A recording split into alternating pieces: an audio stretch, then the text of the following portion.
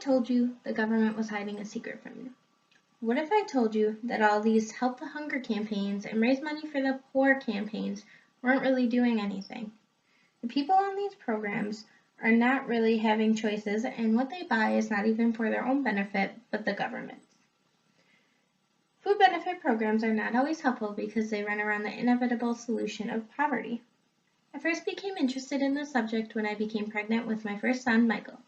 My Aunt Meg is a consultant at WIC, so I decided I wanted to see what this program exactly had to offer. I then went and interviewed some of the other people at WIC and analyzed their results that I got, and also researched food benefit programs such as food stamps and other programs to see what it is they have to offer, and then realized that they all offer pretty much the same thing. Poverty is everywhere. It is one of those inevitable problems society just can't seem to deal with. However, maybe if enough of us know about the issue, we can all learn together with these programs and find a way to help rather than chase around the inevitable solution of poverty. Food benefit programs are having an adverse effect on society by keeping the poor below the poverty line, only benefiting the producer side rather than the consumer side when on these programs, and are running around the big issue of poverty by creating short-term issues in the long run. The contribution to keeping the poor below the poverty line is the first issue we see at hand when dealing with these food benefit programs.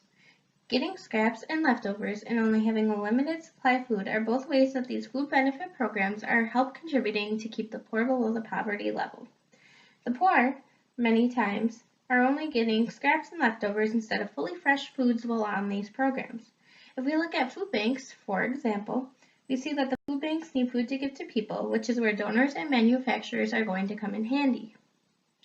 Food manufacturers, donors, retailers, restaurants, and farmers must dispose of foods that they cannot use or sell, which means that this is what the poor is getting: leftover and table scraps. Nutritionally deprived babies are something we also see when we look at food benefit programs.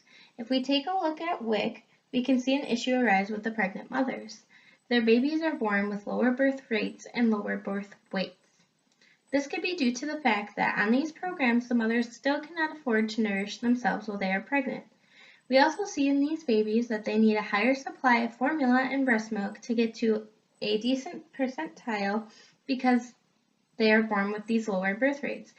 The mother, during her pregnancy, did not get enough money on her food stamps to be able to get all the nourishment that she needed to her baby with what she was offered. High prices of the products make the poor still end up spending some of their money because the amount allowed is not enough to get them through. Fresh fruits are typically more expensive than the canned fruits and vegetables. We typically see the wealthy, and these are the people that are purchasing all these organic fruits and vegetables. And that is the key word here, wealthy. We are expecting the poor to be able to sit there and buy the same priced items that we are expecting the poor to be getting. What is even more frightening is the global economy could not function without the wall of ignorance among the people who are thinking that these high-priced foods are getting a good deal. If these food benefit programs are only going to supply people with the amounts of food and very little allowance to get these amounts of food, then the poor will be spending their own money that they make on food in addition to the food that they are getting with their food stamps, which means the people do not have the money to save aside and get them out of poverty, which totally defeats the purpose of these programs. Basically, these programs aren't helping people out of poverty, they're holding them under poverty because they still have to spend their own money on food in addition to the little money they get to spend on food. The amount of money given isn't enough to allow them to save their money and escape poverty. Basically, not allowing a decent spending range for groceries and ultimately providing the poor with scraps and leftovers is the government keeping the poor below the poverty level. On top of keeping the poor below the poverty line, food benefit programs are benefiting the opposite end of the party. Food benefit programs are using money made to benefit producers. By not allowing choice and having obvious customers and high market prices, the programs are benefiting the producers rather than the consumers. Poverty created this market. Allison from WIC said that these programs are not exactly used to defeat hunger, but they are pushing the right step to defeating hunger. Through the processes there are literally no choices. They are told exactly what to buy, exactly what foods they can eat. There are fresh fruits and fresh veggies, and the health benefits of these fresh fruits and veggies are not the health benefits that we are thinking in mind.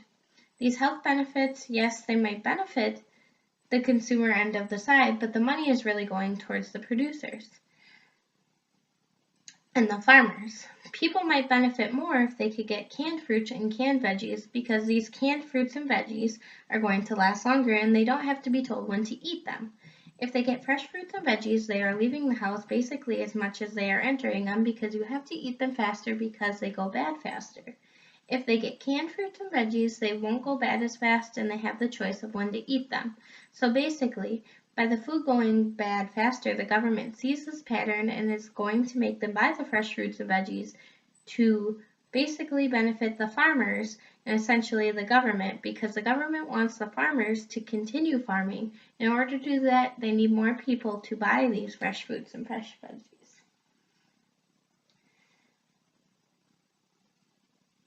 Lastly, I would like to talk about how the government is just creating short-term problems for the long-term solution of poverty.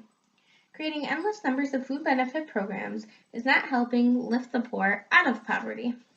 The government is making large amounts of food benefit programs look like a generous offer, like they are doing everything they can in their power to help lift the poverty out of poverty. However, this is simply not true. We are up to 65% from 2012, which is more than double the initial cost of the food benefit program. Due to these food benefit programs becoming initially unaffordable, the government is making substantially large cuts to the programs. In conclusion, it can be said that the government really does not have the heart of the people when choosing these programs, keeping the poor below the poverty level, benefiting producers rather than the consumers, and creating short-term solutions to the long-term issue of poverty are all reasons why food benefit programs are not always beneficial. Next time we make a donation or place a food can in a food drive bin, we should be thinking of where the food is actually going, because not all the time will it be benefiting the end of the party that we want it to.